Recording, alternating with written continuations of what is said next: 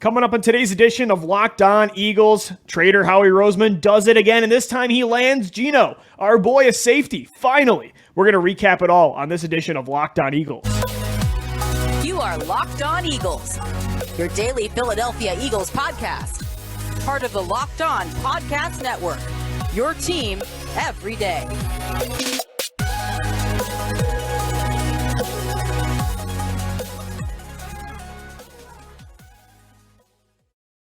We thank you so much for making Locked On Eagles your first listen each and every day. Welcome in, Eagles fans, to a Tuesday edition of the show. This episode of LOE is presented by Prize Picks.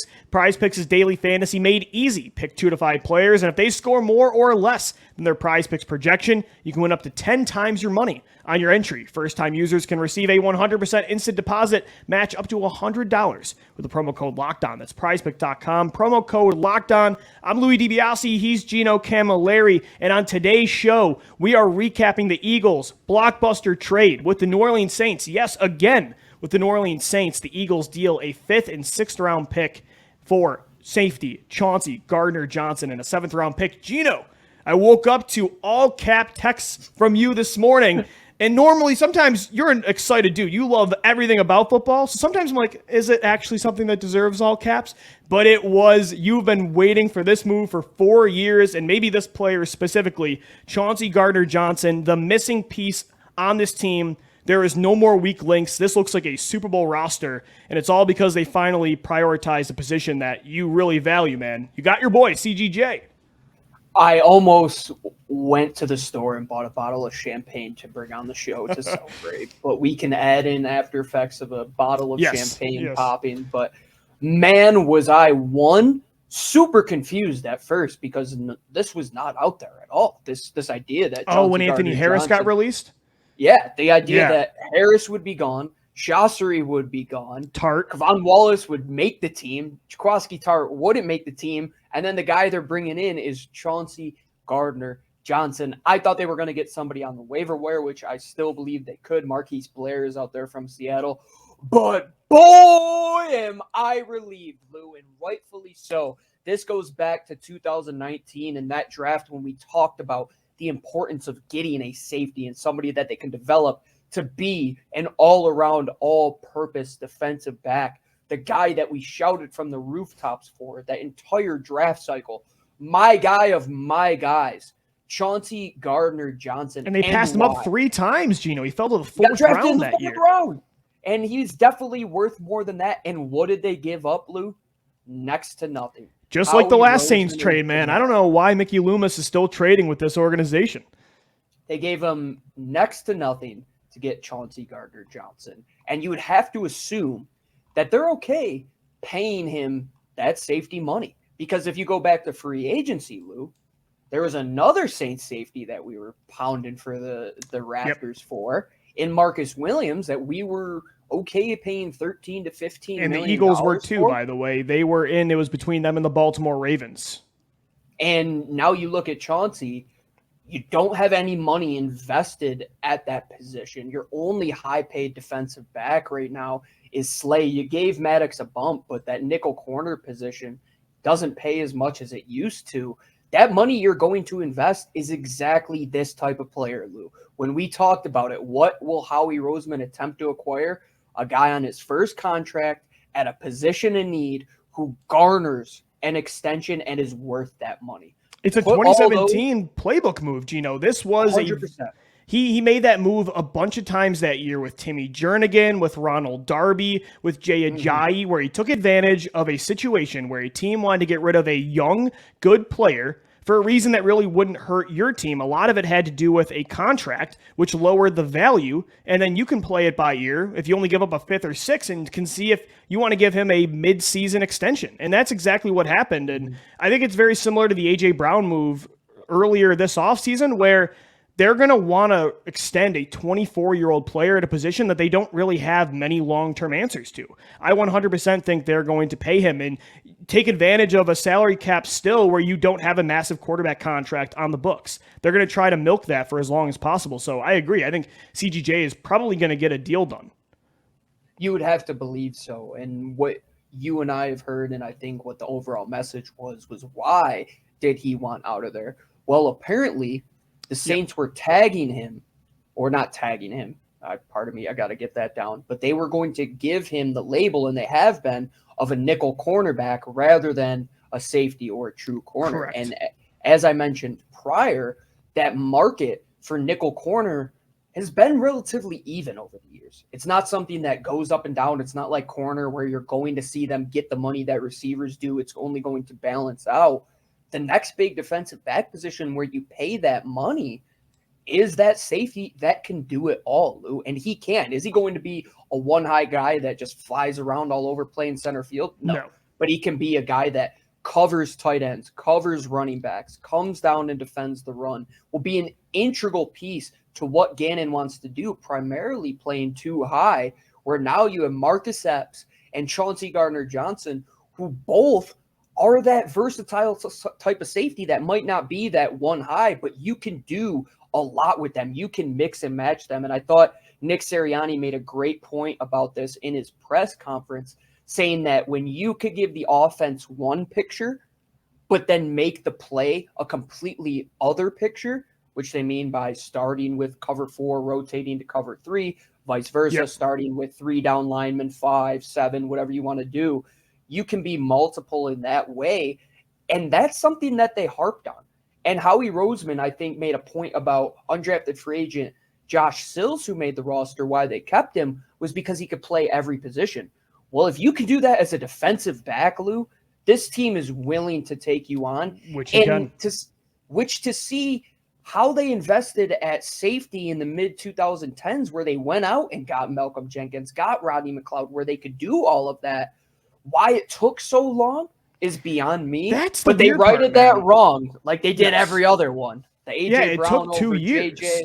Exactly. And that really has been the missing piece for years now. And I think it's really hurt them. Malcolm Jenkins Gino, you can be versatile and not be a single high safety. Malcolm Jenkins was never the guy in that role. It was always Rodney McLeod, or when they had cover 2, it was, but they were in dime packages. Jenkins was a dime linebacker and Corey Graham was deep. So Chauncey Gardner-Johnson is a guy that can play deep in cover 2, but he's also going to be a guy, he played 99% of the time in the slot for the Saints. He's going to be a guy that's going to come down, like you said, cover tight ends, running backs, slot receivers as well. But he's also a very physical player that can play in the box and be that new Jenkins. They have really missed that player. And, Gino, I want a dime package. I want to be able to use 5 in nickel, 6 defensive backs in dime, a big nickel, dime packages. You want to be able to, the Eagles are supposed to be the most multiple defense in the NFL this year with all the different fronts they're going to utilize. But one thing they didn't really have was multiplicity in the defensive backfield. Now with CGJ, he really is going to be that guy for this team. And that's really exciting to see how they do utilize him. He really was the missing piece of the last few years and this year specifically. Now, Gino, it's on paper, but this team should be a contender at the highest ceiling. This is a Super Bowl roster. So Jalen Hurts, man, the pressure is on because there's no excuses. There's no more weak links in the starting 22. I like everything you said about Chauncey. And when I look at what this defense has been missing over the past couple years, since Malcolm has been gone, who has been that heartbeat in the middle of the team? I don't think there has been. Slay's out on an island, right? Like, he's not getting thrown at all the time. You can't make an impact play all the time when you're a top cover corner who they're not going to throw the ball at. Your defensive line is good, but you need a guy that's going to come down and set the tone. We saw the linebackers that they brought in Kaiser. Right, they got White a lot of those guys now, man. Yeah, for sure. All of them will only pay off and improve by having Chauncey there.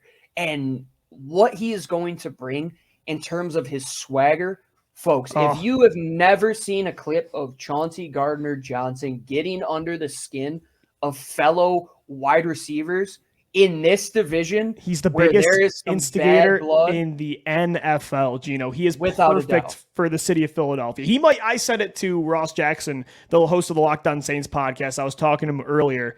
I feel like he's the Patrick Beverley of the NFL. You love him when he's on your team, and you hate him when he's not. And I feel like with Philadelphia, if he's bad, they're not going to like him because he's going to fire back at you. But I think he is the perfect guy. If he is who he's been in New Orleans for this city, they're going to fall in love with him. I think without a doubt that they're going to fall in love with him. He's an easy guy to like as a teammate too. The ultimate, I want him on my side guy, not against me. Brandon Graham's very similar. A player who he might not do it in the way Chauncey does, but he's going to get under your skin. He's going to chirp at you. CGJ is a little more edgy, man. He's gonna pull your helmet off. Or I love the short joke he did to Tariq Cohen the one time. He's got a funny reel, man. If you want somebody that can be that heartbeat where you look back at a game and said, what was the changing tide of that? It might not be an interception from him. It might not be a huge play in the back end. It might just be a simple play of him coming down, filling the alley, and just hitting a guy with full speed, full contact, which we have missed from the safety position. Anthony Harris really wasn't that guy. Either was Rodney McLeod. Yes, they were asked to do that, but we've only seen that out of Marcus Epps. Well, now take Marcus Epps, all of the things he can do, and extrapolate them, because that's what Chauncey Gardner-Johnson is. Today's episode of Locked On Eagles is brought to you by Prize Picks Daily Fantasy. Last week, I won big with Prize Picks because I took Tennessee Titans rookie quarterback Malik Willis to have the over on 200 scrimmage yards, and former Eagles running back Jason Huntley to have over 70 scrimmage yards. I love how easy it is to play daily fantasy with Prize Picks. I'm ready to win big this regular season in just 2 weeks. Kind of crazy. Football season is right around the corner.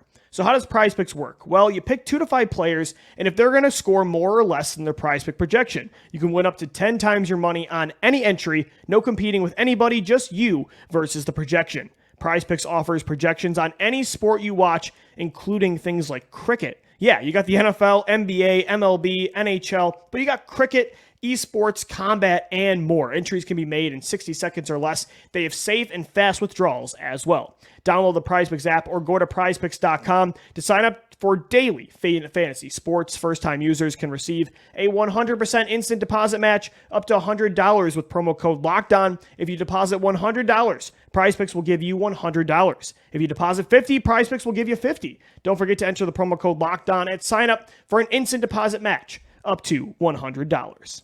Guys, we thank you so much for making Locked On Eagles your first listen each and every day. Make sure your second listen is the ultimate pro football preview starting tomorrow, August 31st, an 8-episode extravaganza to get you ready for the NFL season. The local team experts and the NFL insiders of the Locked On Podcast Network all combining into one ultimate NFL preview. Starting August 31st, search for Ultimate Pro Football Preview 2022 on your Odyssey app, YouTube, or wherever you get your podcasts. Gino, how crazy is it? I feel like this is the first time since we've been doing the show together, and maybe in a decade, that the Eagles have had, again, I talked about how this entire roster looks set now around Jalen Hurts, but specifically safety and corner. They haven't had good safety and cornerback play together in a decade, since probably when the last time Brian Dawkins was here, when they still had Sheldon Brown. It was after Lito Shepherd, but Asante Samuel had replaced Lito. You know, you had Malcolm Jenkins and Rodney McLeod, right? But in front of them, you had Jalen Mills a lot of the time, and Rasul Douglas, Williams, who's inconsistent. Yeah. You had Ronald Darby's up and down play, Sidney Jones, and then you bring in Darius Slay, and you bring in now James Bradbury, but you didn't have Malcolm Jenkins anymore. Rodney McLeod finally gone. Well, now you have Chauncey Gardner-Johnson and Marcus Epps, who I think is going to have a big year and is going to surprise a lot of people. And you have maybe one of the best trios of corners in the NFL. That feels pretty surreal that these positions, they just haven't been able to get right together at one time. They're finally set there. The defense overall in general, man, they have not had this loaded of a unit in quite some time. There was always, I feel like, a couple significant holes that they had to kind of win in spite of. Whereas now, I don't know who they're winning in spite of. I don't know if there is that guy. Is everything fixed at safety with this move? I'll say no, because you still have to have depth there. You still have to have guys that can go out and play. Is Kevon Wallace going to be that third guy? We'll see. Do they make a move when the waiver wire comes out? We'll see as well. How we talked about, by the way, maybe not ruling out bringing back Anthony Harris. So that's also something to keep of note. As a vested veteran, and what that means is that guys that have played over 4 years, you can cut them and they won't be exposed to waiver wires. So you have that ability. They did that with Rick Lovato last year. But what you have now, Lou, on paper, on the roster, guys that are signed for 2022, most of them beyond 2022. And we'll see what happens with Marcus Epps and Chauncey. But you would believe if this core works together, The next step is, okay, how do we replace Slay? Well, we can worry about that. We'll put that on the back burner because right now with what we have invested resources and have tons of future resources. You still have two ones next year. You have 2 2s the following year after that. You already got 8 picks the following year going on after that. They're fine. And right now, they're doing everything they can with the help of Jalen Hurts' rookie contract, which is the ultimate asset in football. Lou, you say it's been a decade, man. You do the math. It's been a decade and a half, almost 2, of one being without the other. And the conversation of, is it coverage? Is it the pressure up front? Well, now you can truly evaluate that. Because, yeah, you could put the blame on when they had bad units in the coverage and you couldn't get anything from the front. Yeah, that's how football works. But now, with all 11 pieces, capable, good, great, even some elite starters at those positions, if you find the weak spot, you know how easy it will to replace that. But before this, we had a huge hole at safety, and that was a huge wide open gap that we were saying this could be a real problem. Well, now where does that real problem come from? And you have the depth at a bunch of other positions that if a problem does arrive, you can fill that in. And that's what the NFL is, man. Like, you just have to be on your toes at any given time, especially with Howie Roseman. Look at what he has done since he traded J.J. Arcega-Whiteside. He essentially flipped J.J. for Chauncey Gardner-Johnson. Right, because he got that 6 that he used in this trade. He loves trades, man. We talked about it last week, and he pulled off another vintage late August move. He's done this so many times in his career, and I'm not sure why GMs really still pick up the phone. It's funny, The Athletic again listed him as voted by executives in the NFL as the least trustworthy GM, but yet everybody's still making moves with him. So Trader Howie strikes again. Little. Yeah, and I love what he's doing because I feel like kind of like in 2017, he's maximizing a window where he has one quarterback on a rookie deal. Maybe he's going to have another. But also, Gino, what I like about the players he's bringing in, unlike the last time, I think these guys are younger and they're going to age. The guys he's trading for now are more in their prime. So when you even have that big quarterback contract and you start to do the backloading moves like you did last time, I think it's going to pan out more because these players aren't heading into on the verge of their 30s. Chauncey Gardner-Johnson is only 24 years old. He's only heading into year 4. Where his contract is expiring and he's going into that second contract. Those are the players how he's targeting this time around, which I really do like. So CGJ overall, a great move for the Eagles. And man, there's not a lot of teams that are going to make this kind of impact move just a couple weeks before the start of the regular season. I got into a discussion today with the old host of Locked On Rams, our good friend Sosa. And he said a comment about Howie Roseman that there is only one more proactive general manager than him, and he was insinuating it was Les Snead. So I took back, and I sat back for a second saying, okay, the Rams, they're very similar to the 2017 Eagles. They have a lot of good players. They just won a Super Bowl. We know that, right? But when you think proactive, you think long-term. You think down the road. Well, we've seen the route. We've seen where that comes to a dead end if you invest in all these guys that are aging, have injuries, that aren't going to be able to sign a third contract for you. What does work and what will help prolong that window where you can find a middle ground between 2017 and currently what the Rams are doing and then find that youth movement as well. The Eagles are perfectly embodying that because they have veterans. They got Fletcher Cox, Javon Hargrave, Brandon Graham. You could count Josh Sweat as a veteran at this point in his career. Derek Barnett, go up and down the list. Darius Slay, James Bradbury. But also, Lou, those guys you were talking about, the 23, 24-year-old guys going into their 3rd, 4th year. I mean, we can go up and down the list here. Devontae Smith, Quez Watkins, your quarterback Jalen Hurts, Miles Sanders, Nakobe Dean, who you just brought in. Kaiser White was one of those players we talked about. They are meshing it to succeed in the current term, but also setting themselves up to have long-term success. Yeah, it is. It really is. And I feel like a lot of that does come from the flexibility they got because they had to trade their franchise quarterback, which opens up first-round picks, which you can then move down the road, and they kept trading back to extend that window. But that's the thing, Gino, like as we mentioned on a show a few months ago, Howie's done a great job at maximizing 1 year of flexibility that he had with multiple trades, including the Wentz move, and he's turned it into 3-4 years of flexibility where he can now have his cake and eat it too. He can, prioritize the long term and the short term. It's a perfect balancing act. And although you're not always going to have this kind of situation, that should always be the philosophy. As simple as that sounds, is trying not to sacrifice one thing for the other. Mm-hmm. And that's very hard to do. And sometimes you're going to. Like, I get what the Rams are doing. I'll never fault Howie for what he tried to do from 2017 to 2020. Totally get it. But this is the right formula of trying to strike that balance for as long as you can. And when you nail your draft classes, like he has the last 2 years, as opposed to the recent 5 before that, that also helps you extend that window. So overall, just cannot wait to see. I can't wait to get to Detroit. Get this game going week 1 against the Lions on September 11th, just in a couple weeks. Gino, before we take a break and we get into what the Eagles have done here, getting the roster down from 80 to 53. They had to get to 53 earlier this afternoon. Just a couple quick CGJ stats to get some fans excited. So Chauncey Gardner-Johnson last year was the only player with more forced incompletions than first downs or touchdowns allowed in the slot. Wow. Also, opposing quarterbacks had just a 59.2 rating last year, targeting CGJ, who had a career-high interception total of 3. He allowed just 2 touchdowns and 1 pass interference penalty. You got your safety, man. I'm happy for you. What a day, what a world, what a position to actually finally invest in. And the last thing I'll say on this whole topic of getting players that are young, that are on that first contract, even if they don't sign in Philadelphia, Lou, you're opening yourself up to have a marketplace for comp picks for years. That's what the Patriots made their money on. It was compiling top talent, finding where those teams, before Howie Roseman was doing this, that there was that market inefficiency.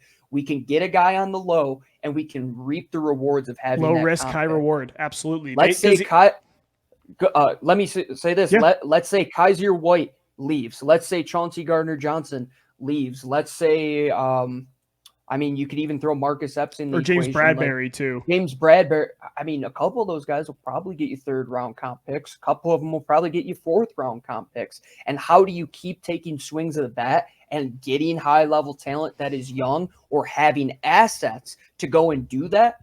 It's by flipping over that value and just not getting it and using it and depleting it. It's still understanding when you have to sell and when you have to buy these guys. And I think they found that happy medium. Yes, there are some guys on the roster that maybe it would have been better to go to youth.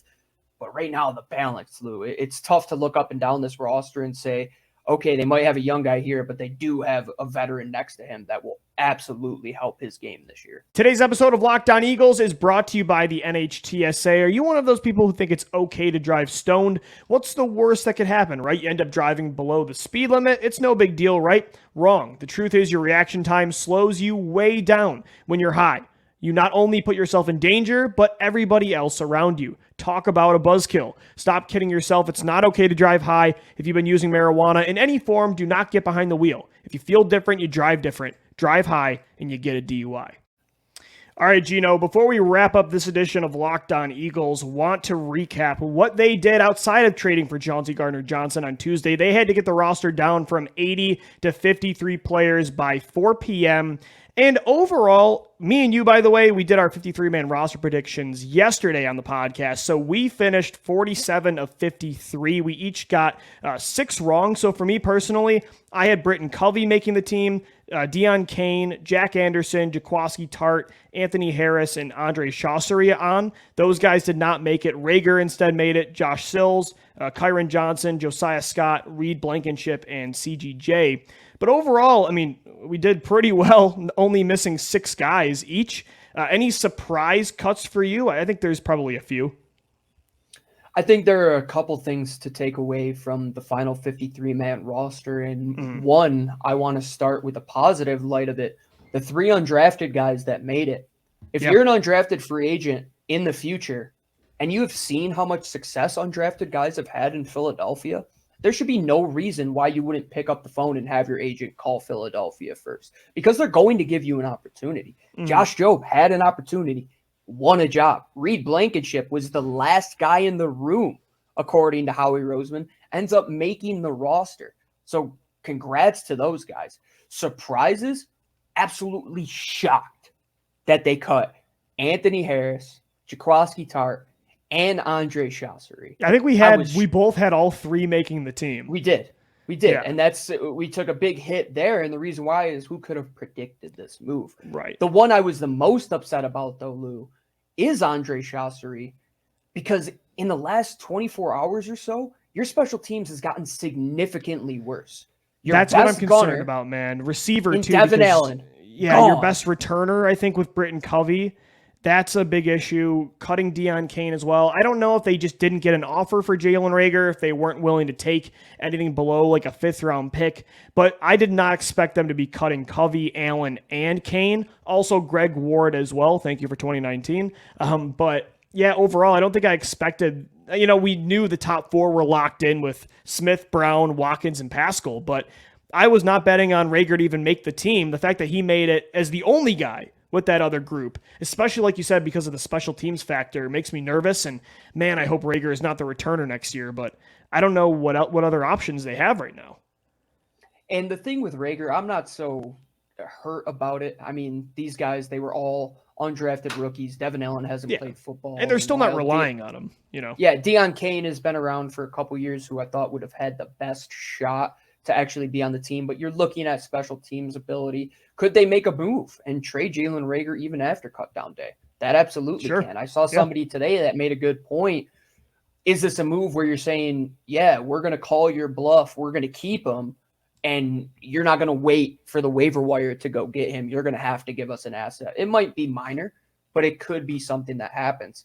Another position that I'm shocked at, or two guys in the relatively same area, Kevon Wallace and Davian Taylor. We talked about this idea. Will Howie Roseman let those guys go?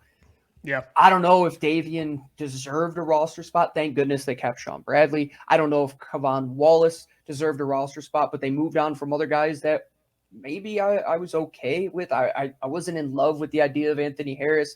Tartt didn't live up to what we thought we were going to get out of him. And who knows with the vested veteran status that they have if they bring them back. But safety is light. Linebacker, they went heavy. Offensive line, we were bang on numbers-wise. I think defensive line, we were bang on there as well. I don't think I got any defense wrong outside of the safety position. You had Davian Taylor getting cut, I think. But outside of that, you nailed the Kyron Johnson pick of having him make the roster. But overall, there wasn't a lot to be surprised about. Even with safety, Gino, I missed on 3 of them. CDJ was tough to predict, but I also didn't think that Reed Blankenship was going to make the team over those guys. So that was surprising to me, but there wasn't a ton of oh my gosh, can't believe they moved on from those situations. You know what I mean? Yeah. With hear even Josiah Scott. Did you hear how we compared Reed Blankenship to today? Yeah, Quentin Michael, which I really like. Quentin Michael. I think that's it. That's a great way to describe that. Like a guy who's going to be a reliable tackler, somebody that he was a 5-year starter or 4-year starter at Middle Tennessee State. 5-year starter. He's a guy that, you talk about earning your way onto the roster. That's exactly how you get it done. Lou, maybe the biggest surprise that I think a lot of people were taken aback by, and why we're even discussing our 10th offensive lineman is crazy, but Josh Sills making it over Jack Anderson, over Coyote Awosika. Who both got more first-team reps, I think, than he did a lot of the time. They love his versatility. Yeah, that's the thing. They love keeping offensive linemen that can play guard and tackle. So not really surprising that I think he is more versatile than Anderson and Awosika. So not totally shocked there. With tight end, they did exactly what we thought. They kept Dallas Goedert, Jack Stahl, and Grant Calcaterra. We nailed running back. They only kept the 3, Sanders, Gainwell, and Scott. Quarterback, just the 2, Hurts and Minshew. I imagine, too, Gino, you got to remember, even with some of the surprise cuts like the receivers, Allen, Kane, and Covey, I bet the Eagles will be able to keep at least 1 or 2 of those players on the practice squad. I know there was the report they would really like to get Kane back on that PS. So we'll see what happens, too, with the practice squad. And remember, with the NFL now, there's a lot more flexibility with calling those guys up more, almost like a farm system, where you can call guys up 2 to 3 times a year, and there's just way less restrictions. So even though they're not on the 53, Kane can still be a big part of this team this year. And then, like you said, if a Reagor trade partner comes around eventually, you still got those guys potentially to promote to the 53. And I know today or yesterday and today as well, it isn't the easiest for a lot of players around the National Football League. But what happens after the waiver wire goes about and everybody puts their claims in, 500 plus spots open up on that practice squad. And the cool thing, like you said, these guys aren't subject to waivers anymore if they are called up to go back down to the practice squad. You can have 4 vested veterans, guys that have had more than 4 years experience. And you're going to have 12 guys on the practice squad where you might look at some other teams and say, oh, they have depth there. I'm going to go get that guy. I'm going to keep my 2 guys in Covey and let's say Devin Allen, and they keep one of the offensive linemen, one of the defensive linemen that they cut. You're still going to have 6-7 spots that are up for grabs. And this is the great thing about this time of the year is how hectic it is. And as now more than ever, there were a ton of trades in that last couple hours there. They were minute, but they happened.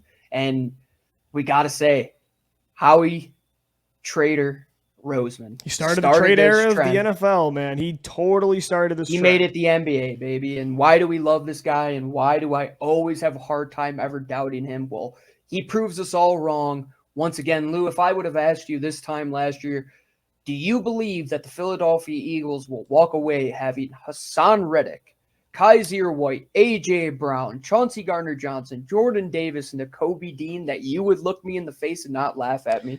No, I mean, and we knew the opportunity they had with the draft with those 3 first-round picks, but never would I have thought they'd make that many moves for impact players outside of just rookies, right? Of course, we're so excited about Jordan Davis, Nakobe Dean, Cam Jurgens was awesome this summer. But like you said, I mean, especially before the draft, they had only had Hassan Reddick, Zach Pascal, and Kaiser White. Everything they did after that was after we started that live show with the 2022 NFL draft. They traded for A.J. Brown that day. They get Bradbury a month later, CGJ right before the season starts. Again, I mean, Howie said it back then, and I think we said it too, that the first day of free agency doesn't define what you do in an offseason. The draft doesn't either. Yeah, you don't want to bank on getting a CGJ in August 30th, but the entire offseason is fair game, and I think Howie Roseman does the best of maybe anybody at always keeping his eyes peeled of what's going on in the league and having opportunities to improve your roster.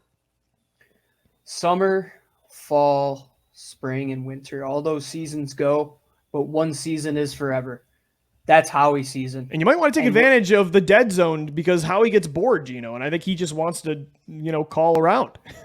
And I think that's a great reason why you have to listen to us 5 days a week, because you never know what this lunatic is going to do, man. I mean, plug, my friend. Is there another podcast that could bring you this information without have to saying it's an emergency pod? No, this is an everyday thing for us. Right, we were going to be in here anyway, man. We had a show coming regardless, 5 days a week, Monday through Friday on all podcast platforms, in video form as well on YouTube. Make sure you guys hit us up on Twitter at LockdownBirds, at GC24_football, and at DiBiase We thank you so much for making today's Locked On Eagles your first listen, and it's each and every day. Make sure your second listen is the Locked On Fantasy Football Podcast with Vinny Lyer, 20-plus years of fantasy experience to get you ready for your 2022 season. For Gino Camilleri, I'm Lou DiBiase signing off. Enjoy some CGJ highlights on us tonight.